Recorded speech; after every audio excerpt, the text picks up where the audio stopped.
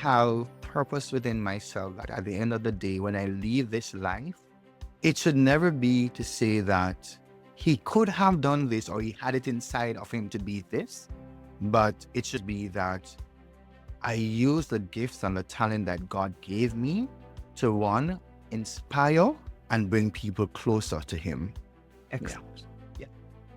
Die empty. That Die empty. I always remember Dr. Miles for that. Die empty, unleash and release all. Pour it all out. Pour it all out. I'm so pleased to have with us a very special guest. And I know him as Minister. So from time to time, I'm going to call him Minister or Mr. or Kevoy. But he is Minister Kevoy. He is a very interesting, insightful, I find.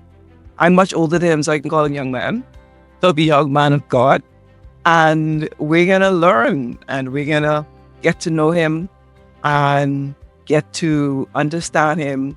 And also, he's going to help provide his experience and his insight on his journey towards getting unstuck, his journey towards getting to the place at the point where he wants to unleash and launch his gifts and his talents and his skills to the world through his project, which he's going to share with us tonight.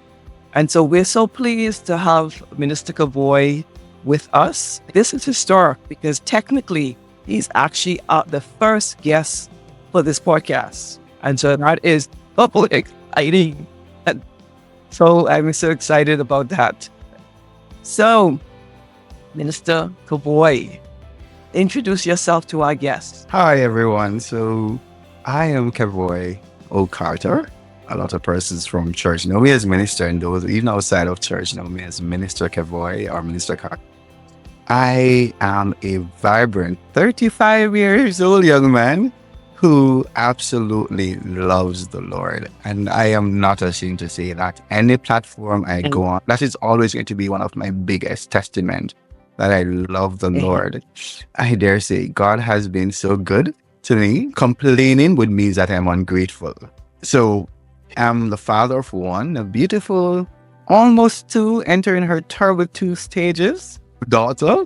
I am married to one wife, but going on for that 3 years, I promise you, it feels like time. Because you've been married, you get to know someone, you're seeing them, and you realize that this is a person for me. So the 3 years feels like I've known her forever. So I'm grateful for that. Outside of all of that, I am an active member of my church, the New Destiny Kingdom Center. My biggest passions in the ministry is, or two of, I would say, is the young people, working with the young people. And for me, it is one of the biggest things because growing up, I really wished I had somebody to pour into me the way I'm able to pour into them now. A lot of times it was very surface level. And when you're corrected, it's usually to sit you down or say, their love per se in the way you're corrected growing up. And so the young people has always and will forever be a part of my story. And even having worked in the area of youth ministries before, youth pastor, youth president, coming now into church here, still working in the youth department, it is very much one of my biggest joys working with the young people. And then there is the aspect of praise and worship. Anybody knows me. I'm going to worship through a situation, and there are some days when the situation seems there is no coming out. I have learned how to worship even in the midst of. And I'm often reminded of characters who, in the process of them going through what they were going through, they worshipped. Yes. One Bible character, and fascinating, Joseph. In the moment and in the midst of what could have killed him or should have killed, Joseph chose to be resilient. He chose to look on the bright. And mind you, he did move away at one point and he cried. It's all right to cry. But at the end of the day, he came back. And I think for me, Joseph's testimony is always, no matter how far life takes you or how high or how low life takes us, God is right there in the midst of it. He was thrown into pits and he ended up in the palace. So it is a testament that our circumstances doesn't define who we are, and God is bigger than what seems to be in front of us right now. Yes. I thought you was going to take us into Bible study there. I remember the teacher. Yeah, that's the way we used to give away. Tell us about your gifts. What do you think are your spiritual gifts, your talents, your skills? Have you been able to identify that? And it took me some time. I know for a fact I've always shied away from getting close to people, being around too much. I consider myself to be an introvert. However, I'm told that you're not an introvert. You just know how to or when to kind of pull back. I find that a lot of times being around people, hearing their stories, hearing their ideas, just being able to listen to people is a strength of mine. I may not be able to comment immediately or give my opinion, but I realize that people sometimes just need somebody to be able to listen to them without interrupting, without adding anything. And I've found over the years that being able to listen to people has become one of, I don't want to say it's a blessing, because I find that people over a period of time would have found me and would have offloaded on me. Sometimes leaving a conversation stating that just the mere fact that you were able to listen to me, I was okay. Outside of that, I know that I have a passion for reaching people, reaching young men, and reaching people in general, but reaching young men and young men, because again, I can go back to points in my life where I needed somebody there. I needed somebody to let me know that, hey, you're going through this phase now, but the mere going through means that you're coming through something. You're not there, you're coming out of it. And so my life mission at this point is to let people know that God has you in the palm of his hands. And if he created the lilies of the valleys and the birds of the air, then certainly he's a God who can take care of you. Even in what seems uncertain, even when you've talked, he's the future long before we do. Excellent. So you talk about your gifts of reaching people, connecting, relating and connecting with people. Excellent. What other skill have you developed besides your gifts that you talk about? And by gifts, talking about spiritual gifts. And so what other additional skills have you either learned or studied that you have? This one is very dear to me. I'm learning how to love. I'm learning how people, in whatever circumstances or life they are in, and love them amidst of. I was one of those persons who, I'll tell anybody, I knew what it meant to love somebody, and circumstances happen that causes me to pull away from wanting to love anybody at all. God has definitely been working on my gift of loving people, and loving people in spite of how we may feel, in spite of the heartaches that we may have experienced, in spite of whatever happened.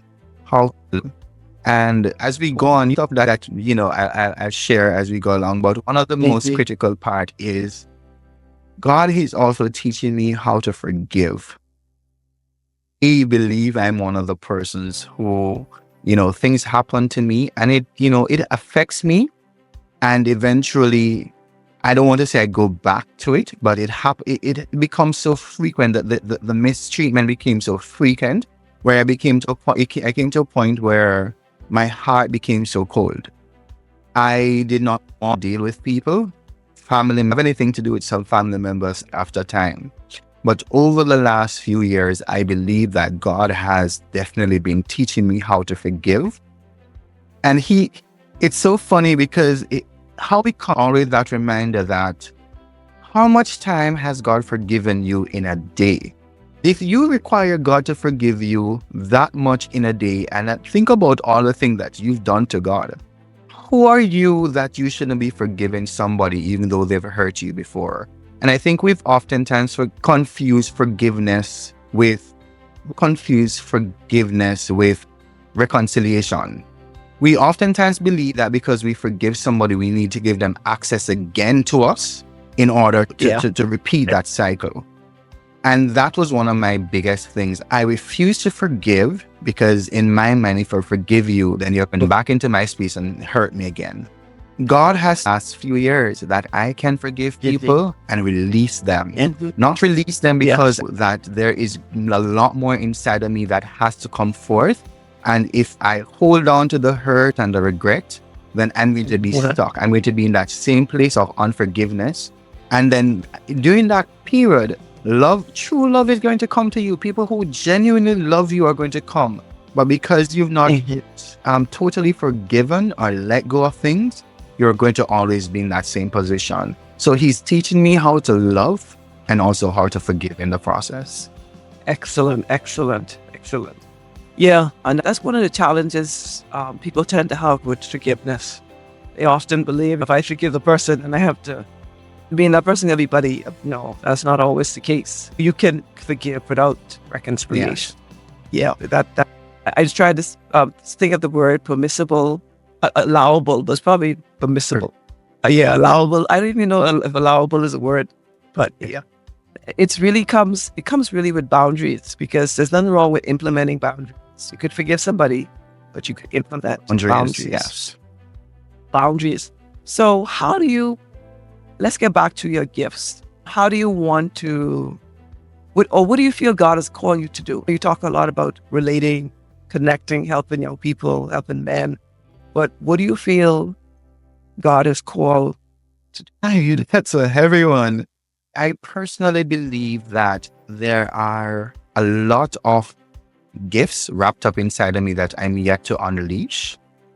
A lot of them I know for a fact, but fear of what people will say, fear of how it will be perceived, how it will be received, as well of what if I don't succeed at this? And I have to keep reminding myself, this is a scripture I've learned and appreciated over the years. For God has not given us a spirit of fear, but of love, of power, and of a sound mind. And if God calls us to it, He is going to fulfill it. He's going to give us the necessary tools to complete it. So in all of this, there are two aspects that I would have ventured out, or I would have toyed with the idea for years, writing a book. And fear of getting that book published is always, okay, now you're going to be vulnerable to people. Now people are going to know that side of you that when you go home in the nighttime and you cry alone and you close that door behind you, nobody sees. There are parts of me that I would have only shared with my closest friend then, and also with a therapist. And perhaps only God knows those parts. Always after that, how will people see me after I've become vulnerable to them? And I'm always reminded that this is not about you. Your journey was never about you. Joseph's journey was never about him. And we sometimes get so caught up in, okay, it is my story. I went through this, so I don't need to.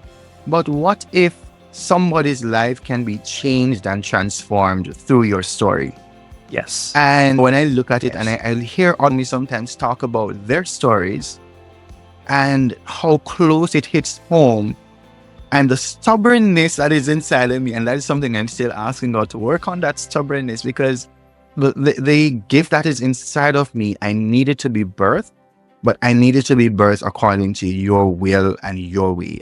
It's never about me. I don't want it to be about me, but I want when my hits the platforms, lives are transformed, people are saved, people find healing, people go through the relevant methods of therapy. And we, as believers, we oftentimes put therapy on the back burner because we believe that it is not okay to sit on a couch and talk to anybody. It is okay to talk about it. The Bible itself says faith without works is dead. And while we bring them to God, how are we fixing them ourselves? And so I encourage people to go to therapy if you need to. So that has been one of the biggest things. And I would have shared some sort of writing along the way.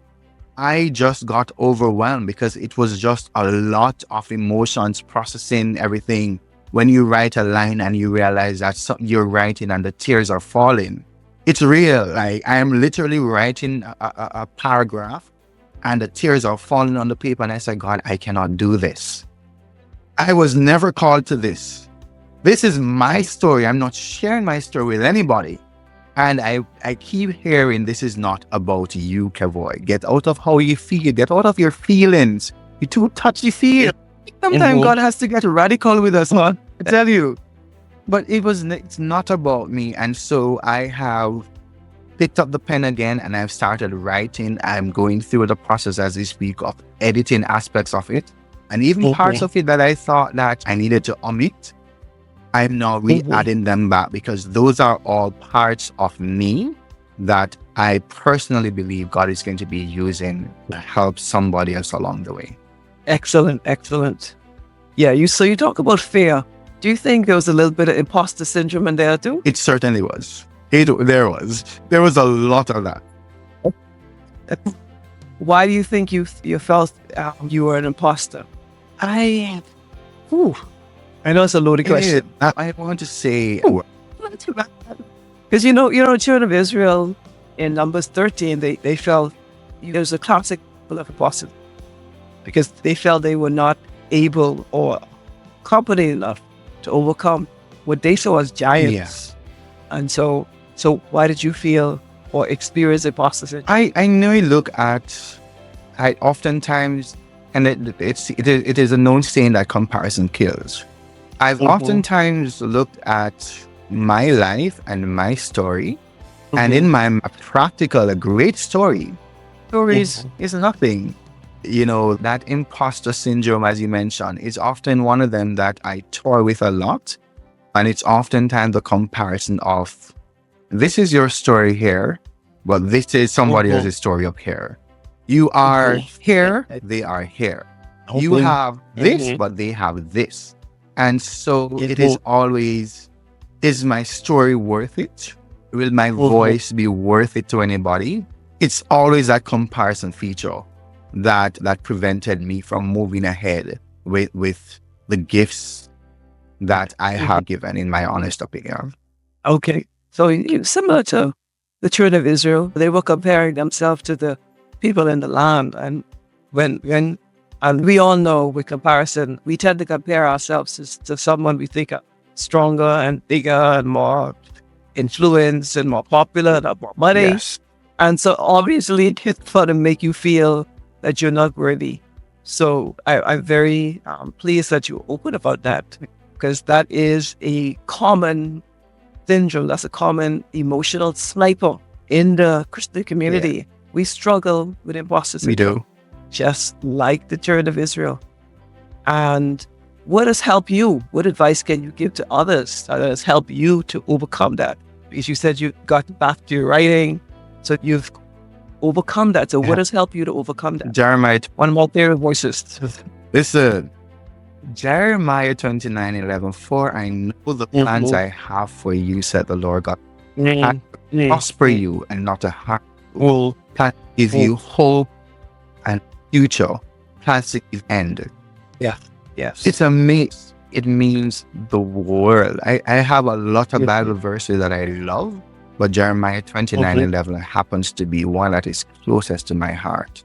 In the journey I am going through, and in my mind I am like, again, if God gave me the vision, will He not fund it? And I think Dr. Glenn spoke about it in church. Faith to fund the vision. And if I have faith enough that God gave me, if I know well enough that God gave me this vision, don't I have faith enough to believe that He's going to fund the vision? And I've oftentimes looked at, and again, it's a different sort of comparison in this case, but I oftentimes look at people who may not necessarily live a life pleasing to Christ, and they are ready to start something. They go for it. They're all in. They may have some amount of fear, but nobody ever knows. And in some cases, there are some of them who there is absolutely no fear, because they know for a fact, they have that confidence that it will succeed.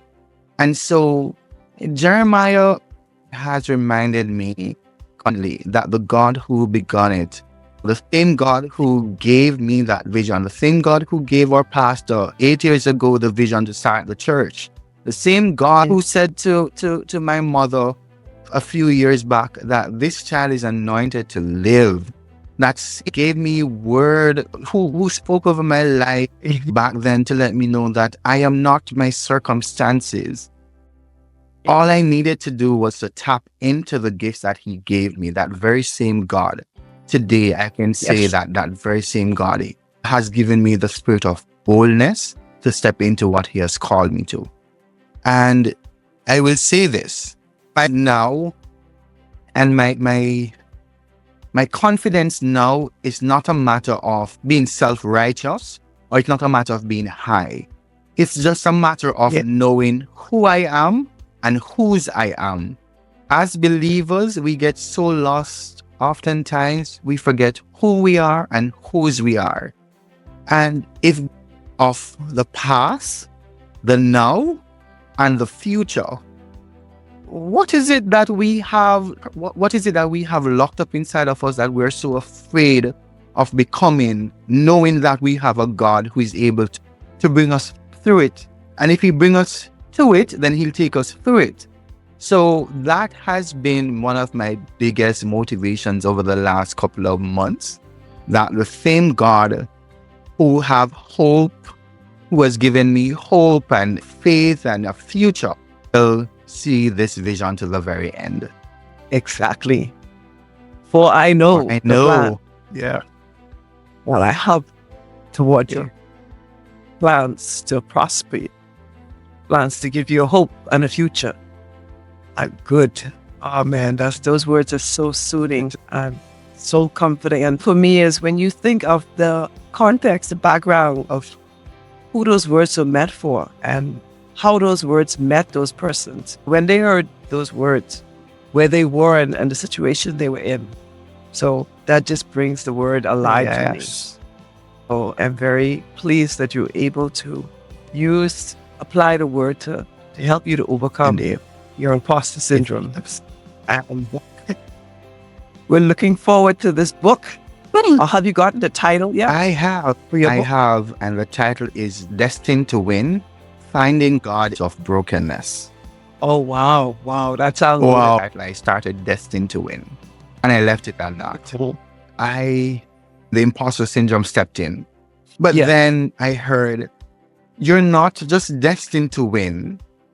You're not stuck in the process. Now you've come out, you're coming out of. Is more to it. How have you found God in what was supposed to kill you? Because I tell you, some of the stories was supposed to have killed me long time ago. Stepped in, and that is one of my biggest things that I struggle with, depression. So when depression stepped in, I was to a point where for days I was locked in my room, and I'm like, I'm just ready to die. And not to give you too much into it, but there was a point in my life where life had gotten so low. Suicide came into the picture, and I suicide. In those moments of feeling alone and feeling like nobody cares, that the word of God came back to me. And I was always sometimes reminded of the scriptures. So how to find God in the midst of brokenness. So it is in the works. Wow. And I'm just God to do amazing things. Yes. Your story is powerful. And you never know who God had for you to impact through your story.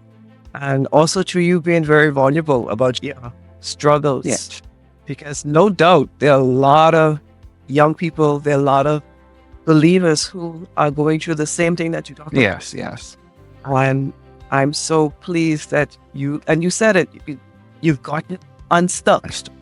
So that now you can help other people get unstuck. Yeah. That must be such a joy for you. It really is. I would have reached out to one person so far to have done a review of it.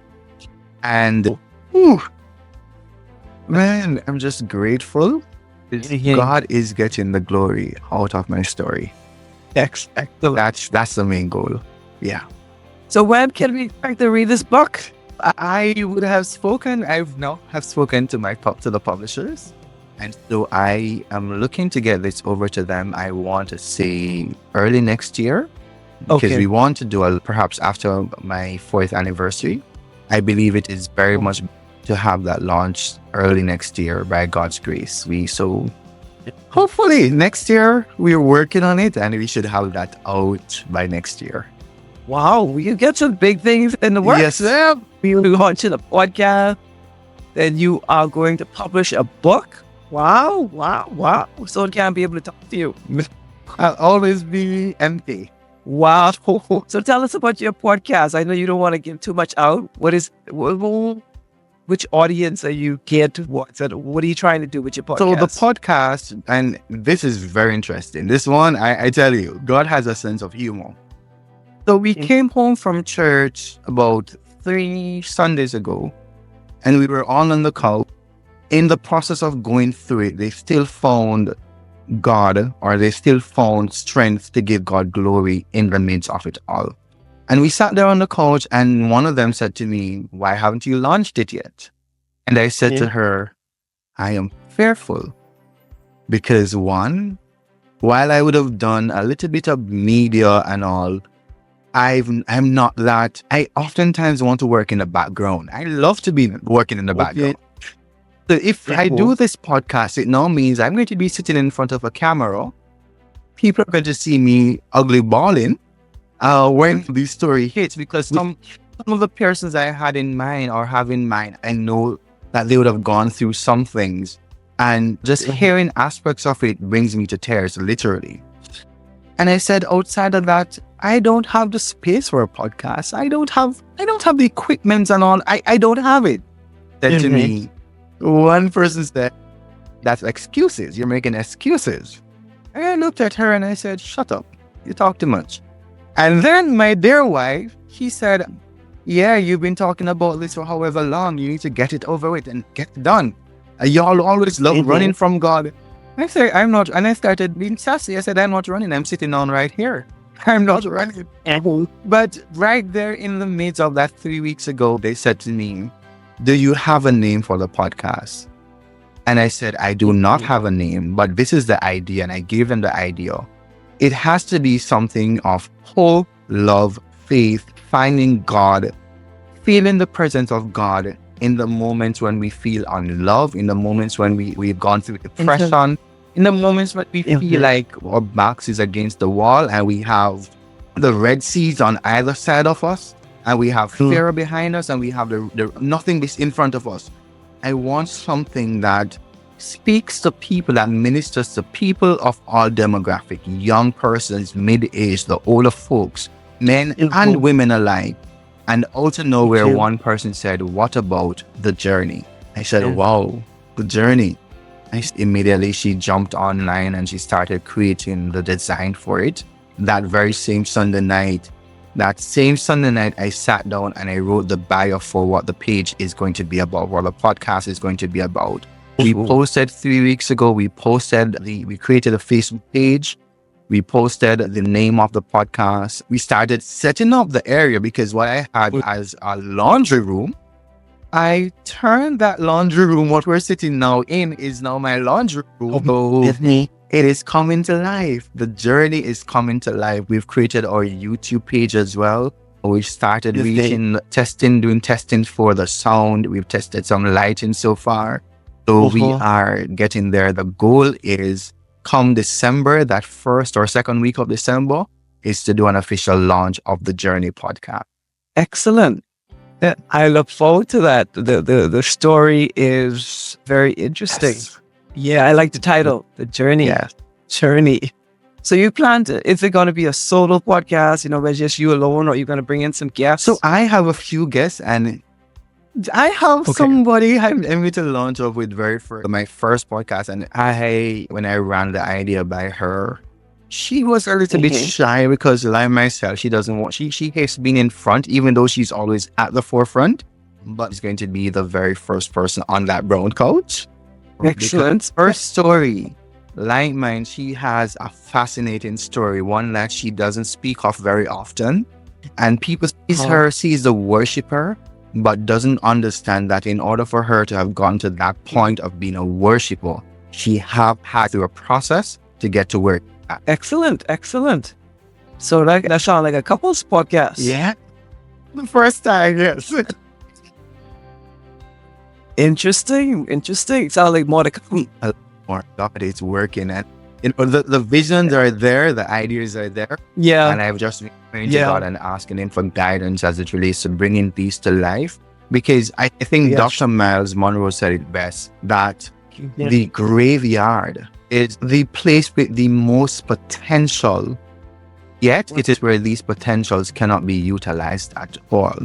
Have purpose within myself that at the end of the day, when I leave this life, it should never be to say that he could have done this or he had it inside of him to be this, but it should be that I use the gifts and the talent that God gave me to, one, inspire and bring people closer to Him. Excellent. Yeah. Die empty. Die empty. I always remember Dr. Miles for that. Die empty, unleash and release all. Pour it all out. Pour it all out. And that reminds me too of the story with the widow. She took her oil and she poured it. Poured. So why do you think, besides imposter syndrome, why do you think us as believers, why do you think we struggle with pouring out our oil? We're just, like Dr. Miles Monroe said, releasing our gifts and all that God has put into us and all that we've learned. Why do you think we struggle with that? From a personal standpoint, I will say that financially, a lot of times we put things on the back burner because financially it just doesn't make sense now. And I think as believers, we don't like talking about the finances. But no, we don't. I was going to bring that up, but thank you. Yes, but you're in the spirit. You're the spirit. But I do believe that financially, a lot of times we have at least ideas and we have things on the table and a financial perspective, and we're like, at this point, does it even make sense doing it now? Put in a better financial position. It's almost planning for retirement. Let's work in a salary of $1,000, but your household income per month is $1,200. There is always something that is coming up that is preventing us from pushing ahead with the vision. And so we're always worried about what the finances are going to look like.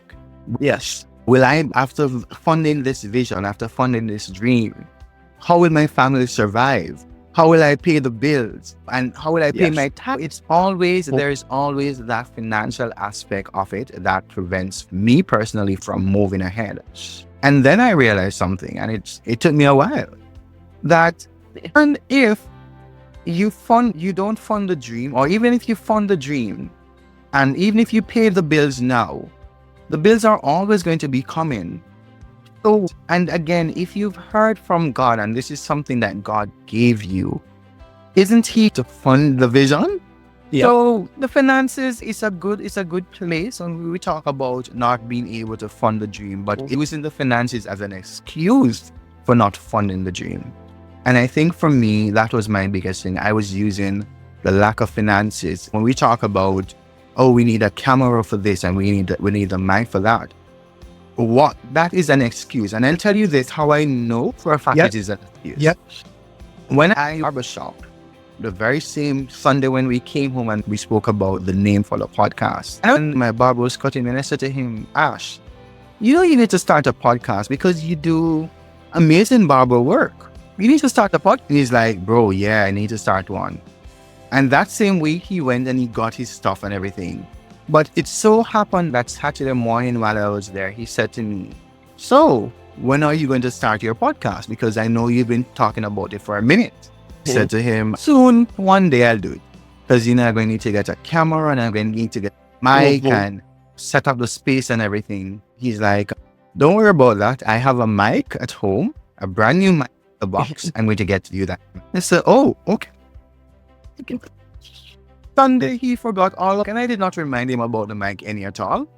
But morning, he messaged me and he said, bro, I got caught up with some stuff, but I stop by your workplace because I have a mic for you and I have a camera. Oh, I said, oh, look. So you're really pushing me into doing this. No more excuses. No more excuses. So I'm like, in my mind, finances, yes, I had a financial issue. But here now, God is now sending me somebody to provide a mic, a camera. I thought about to utilize. And like, but I would need to repaint the space. I'd need to set up this. And so the excuses keep coming up. And then I looked up to Ray, and Ray said to me, what do you need? What kind of paint you need? I said, I just need something, I guess, to get the space looking good. Gray paint at home. I said, well, I have some, but it's not the blue I want. He's like, so what are you going to do? I said, you know what? I can mix the blue and the gray to give me that color that I really want, is what I have behind me now. And I found it so amazing that we spoke about not having the financial resources to do what we want to do. But the financial resources aspect was literally an excuse, in my honest opinion, to not start. Because again, God literally had people in waiting to assist me with what I needed to get things off the ground. And so, yes, us using that lack of finances really is, and I beat myself up now for this, it's not an excuse. It's really, it's not an excuse. It's an excuse, but it's not a valuable excuse. No, it's not. Yeah. I'm big on learning and training. I was listening to this podcast, and this lady, she has a six-figure, she was talking about how successful her podcast is. Extremely successful, and she's making good money from it. She's actually full-time in it. And she was saying she started her podcast using her phone in her car. Wow. And the reason why she started in the car was because she have young kids like yourself, and she has dogs. And if she had started to record inside the house, the dogs bark. So she had to go outside in a garage, in her car, and she just pressed record on her phone. And that's how she started a podcast. And she does audio only. She doesn't do the video. She does audio only. One. And she just records.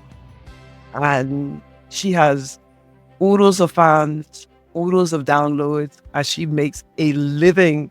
That is a full-time job. She doesn't work for anybody. That is her business. An audio podcast using her phone. So the excuses that we use, it's amazing. And then, additionally, I think we also use time constraints. For me, I use time constraints as one of those. And I look and I said, on a daily basis, I am up, I'm at work perhaps 8 to 9 hours, well, more than 8 hours, perhaps 9 hours, 9.5 hours per day. Most times I will lay in the bed and I'll be there because sometimes I suffer from insomnia where it's hard for me to fall asleep or stay asleep. And during that period on my phone, and I'll be scrolling via TikTok. That's the devil right there. I'm in disguise. I'll be on TikTok for 4, 5, 6 hours, and when I catch myself, it's almost time to get up again for work. And I said, what if during these periods of downtime, what if I use this time to research, put in my research, do my testings and work on the gifts that God has given me? What if I use that time to fulfill this mandate that I have to reach people? What if I use that time? We give everything, and I think we spoke about this the other day in Bible study. We spend how much hours per day at work? We spend how much per day doing leisure activities. But for us to give to God, we tend to hold back because it's too much and it's a lot of work and we excuses. What if take that time and fund the vision that God gave us? Our lives would be different. A whole lot different. So no more excuses. No. And you're helping a lot of people, Mr. Kevoy. You're helping a lot of people because that is often a big excuse for a lot of people. I just don't have the time. And I come home on Fridays, like you talk about, you spend a lot of hours at work, and that's part of work. Yeah. On Fridays, you come home, you're so drained and so tired. And I think about it. After getting dinner, relaxing, I go in front of the TV and watch a movie or something, and you realize you can spend hours, 3-4 hours watching just Netflix. Yes. Just watching I movies. agree. Or YouTube. And you took that 3-4 hours a week times that times, and that's just only on one night. That ain't Saturday. Yeah. That ain't Sunday. That ain't through the week. If you would have added those hours, and you're right, if you would add up all those hours, multiply them times 4 in a month, how many hours that would be? Yeah. And if you were to take some of that away from Netflix, take some of that away from Facebook, take some of that away TikTok, and put that into writing your book, put that into starting a podcast, put it into starting a YouTube channel. It's amazing the things we'll be able to do here. I fully agree with you on that. The last couple of weeks has taught me that you make time for what is important. And that's one of and I believe that too is one of the reasons why we stay stuck in our situations and circumstances. Yes. We make time for the things that we feel are important to us. The things that God gave us to, we put them on the back burner and we make excuses for not doing them. Exactly. Even with family, we do it a lot with family. I don't have I can't do this. Well, I have reached a point where having a goal, it is imperative for me to come home, no matter how tired I may feel. I need to come home and I need to spend at least with her, throwing up in the air, playing with her tummy, with her. Make time for the thing that God gave us, because oftentimes we lose these things because it's like the men with the talents of gold with the master. God will eventually take them back from us if we don't utilize them. And again, I do not want to die with all of this potential locked up inside of me. I want to be able to leave this world empty. You want to release that podcast. You want to release that book. You want to release that. How many people have a school they want to start? How many people want a course? Yeah. A coaching program, a ministry. Yeah. That could help people. I was watching this pastor on YouTube. It was very interesting. And he was talking about his trip he went to Israel and how the trip in Israel really transformed him into having this passion for God. And he came back home and he transformed his church. He transformed the way how he preached. He transformed the way how he reached people. He said he stopped focusing on just numbers and trying to impress people, but really about becoming more intimate with God, hearing from God and giving the people what God gave to him. Yes. And it was amazing. His church is a mega church now. Wow. Because of this change. He has a mega church. And his influence has all dramatically increased because of that change. But all of that stuff, because he submitted himself to God, all of that stuff now he's unleashing and he's helping so much people. Yes. So imagine the people that you can reach, the people that are waiting for you to unleash, waiting for you to release what God has given you, what God is prompting you to do. Imagine that. How many people you think are waiting on Minister or were waiting on Minister Kevoy to unleash? Sure. Man, it's something to definitely think about. Something to think about for sure. Oh, yeah, because there are so many people and believers and non-believers who are waiting, who are struggling and who's struggling, like you talk about, with fear, struggling with imposter syndrome, who have suicidal thoughts, who going through depression, and they need to hear you. Yes. Because you understand them. You can reach them in a way that I can't reach them. And what if you had remained stuck? What if you're remained stuck? Wow, I tell you. See why we need to get unstuck? We need to get unstuck because there are people out there who need to hear, who God wants to use us to reach them for Him. Yes. And so we gotta wrap up with the money. You talked about it earlier, finances. What is your mindset or towards utilizing your gifts to increase your income, to like the widow in the Bible? And why do you think a lot of believers struggle with that? So in my mind, and I've thought about this, I've actually thought a lot as well. While the goal is to be able to reach and impact people, the goal to spread the message near and far, and in doing that, there has to be a financial cost that comes into play with that. And I'm never afraid to talk about money. Not even in my job interviews, I've learned to talk about money, because money is a part of the thing that makes the project works. And so Yes. I know I've thought about it, and I thought about what my reaching will look like, what my financial income will look like. Not saying I'm going to get up at my day job right now until I'm certainly, and I'm not just in it for the money, but that is a very important part of it.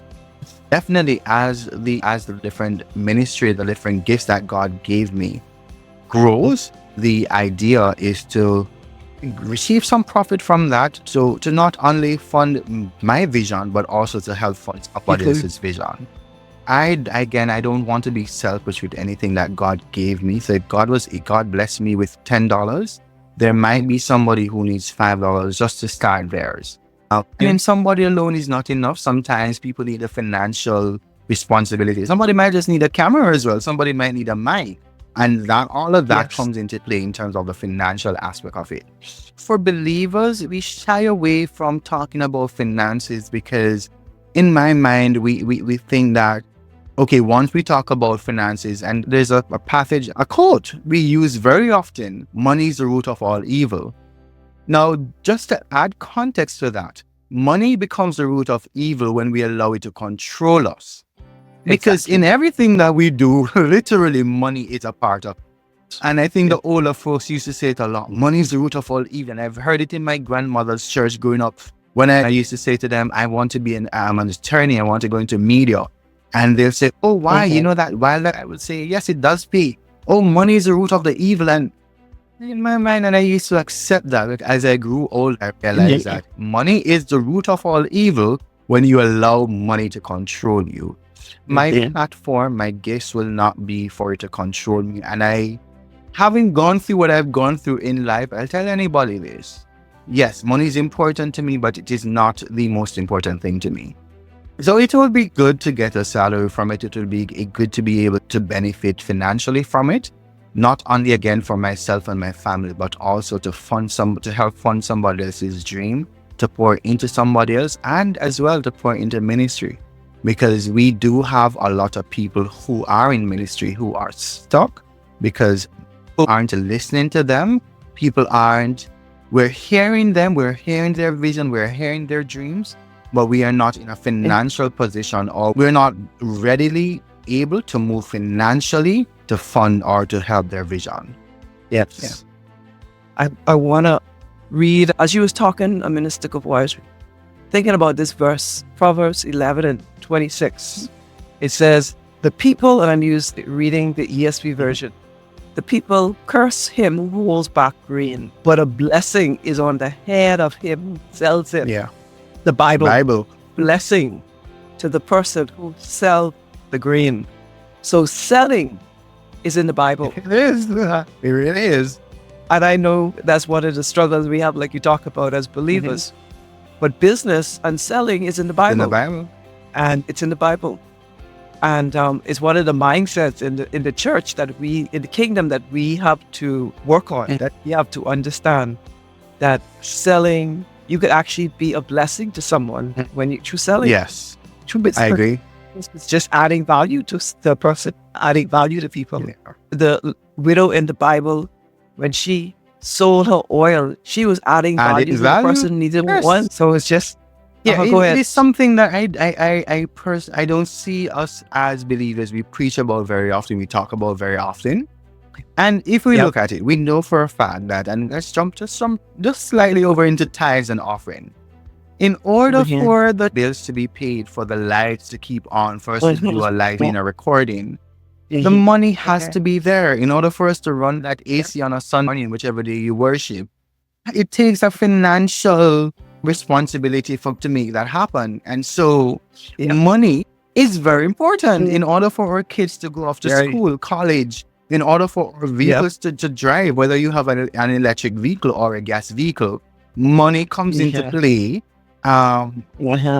What we're doing here right now, money is important because had you not had a financial sense of belonging per se, then you wouldn't have had the resources to do your very own podcast, which is helping a lot of people. So money, it is something, and if I can go back, I remember I just started learning about who Pastor Clark is. I learned about a book on financial responsibilities. That was my Financial. Sorry, not Pastor Clark. Elder Ruby. Yes. That was the time I learned about her when she spoke about financial responsibility. And as believers, we have to, it is something that has to be taught in the church, outside of the church. I personally believe that the world knows how to better handle their finances than us in the church. Taking the relevant courses, they're doing what needs to be done. And we are stuck as believers because we do not know how to properly handle money. You can get $100, you can have a $10 and know what to do with it.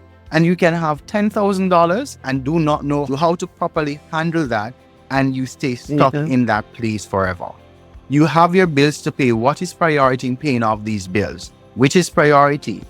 Maybe you take that money and you spend on something else that is not priority. Now you come end of the month, Grand Bahama Power disconnects your light because what is priority? There's no financial management. And so now you're in a cycle where you're like, all right, how do I get the money again? Do I now need to borrow money in order to pay this light bill?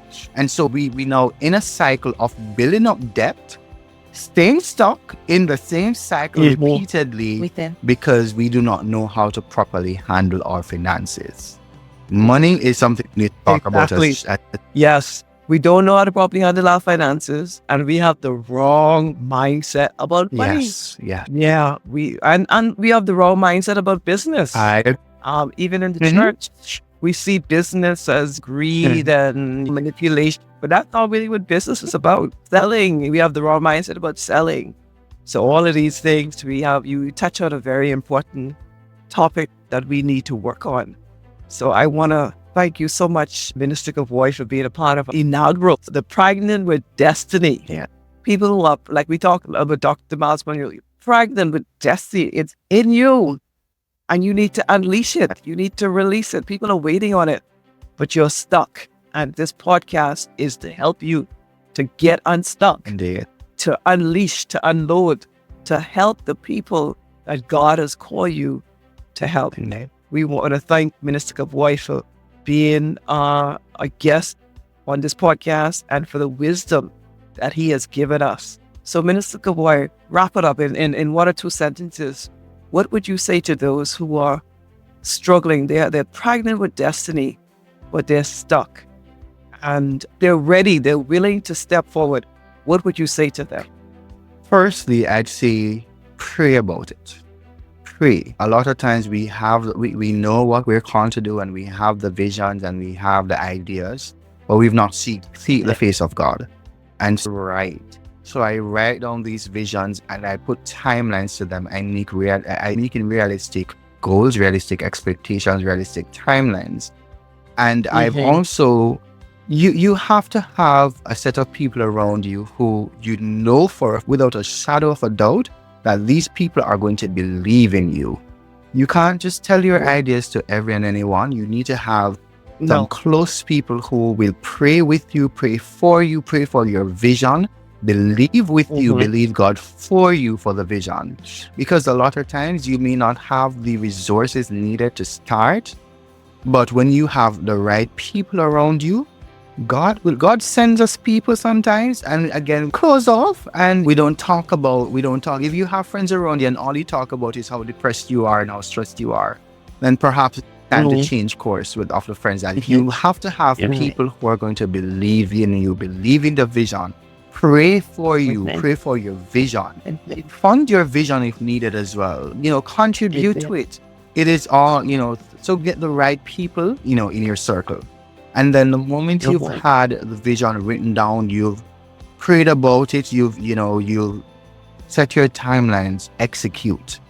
Now, the execution part will, during that process, some level of fear may come over you, some level of uncertainty, some level of imposter syndrome will come. And there are days when you're going through and you're going to be like, God, was this really what you called me to? He called you to it. And the mere fact that he called you to the vision, he will see to completion. The same God in Jeremiah 21 who says, for I know the plans I have for you. Plan Jeremiah 29:11.